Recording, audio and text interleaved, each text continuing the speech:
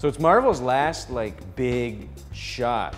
They got this big thing on the horizon, 2012, the Avengers, when everybody's gonna team up to do some battle. All the heroes, all in one place. And they got one last movie to set all of that stuff up, which is Captain America, subtitle, The First Avenger. What did you think of it, buddy? I loved it. I don't know, it was everything I wanted.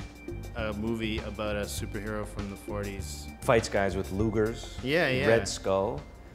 So the story of Captain America is a little runty pipsqueak, Steve Rogers, who's 4F from the army like a million times, but he wants to fight so hard. Secret experiment, gets juice put in him, turns into an unstoppable beast soldier. Now he's a hero and he wins the war, fighting against the Red Skull, who's the head of Hydra, which is Hitler's personal occult science division, making incredibly powerful weapons.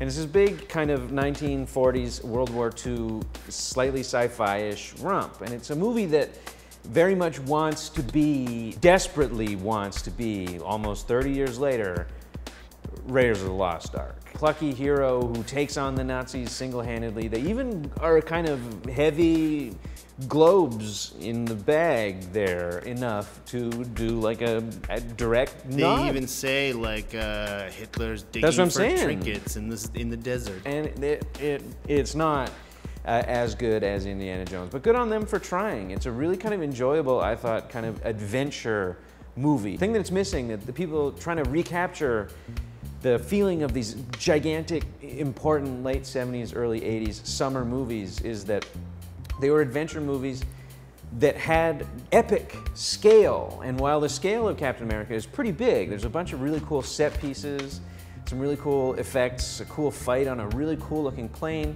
There's only ever at most like probably 30, 40 people on screen, barring the legions of CGI'd in kind of Red Skull Hydra soldiers. And it's missing all those shots in Indiana Jones when you see the people digging in Egypt and you see 400, 500 extras on screen. And every other shot is just bustling full of life, like in Steven Spielberg, the way he shot the beach in Jaws when it had 400 or 500 people on the beach. This Captain America is much smaller scale, even though it's probably a way bigger budget. And so it's missing that kind of epic, oh my God, this is like Gandhi except for nerds feeling. That and the fact that it's a comic book movie, so it's about a person that's indestructible. So every time they get in a fight, there's no real jeopardy. But that's a whole other can of worms about comic book movies that I don't want to get into. So go see it this weekend. It's pretty fun.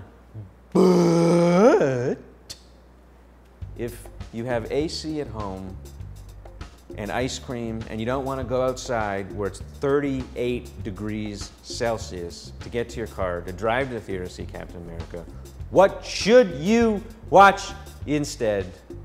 Brian, what's the best part about Captain America, hands down? Easily Tommy Lee Jones. Tommy Lee Jones just kills it in every scene that he's in. He's the best thing about the movie. And that's something you can say about Tommy Lee Jones for what percentage of the movies that Tommy Lee Jones is in? 95.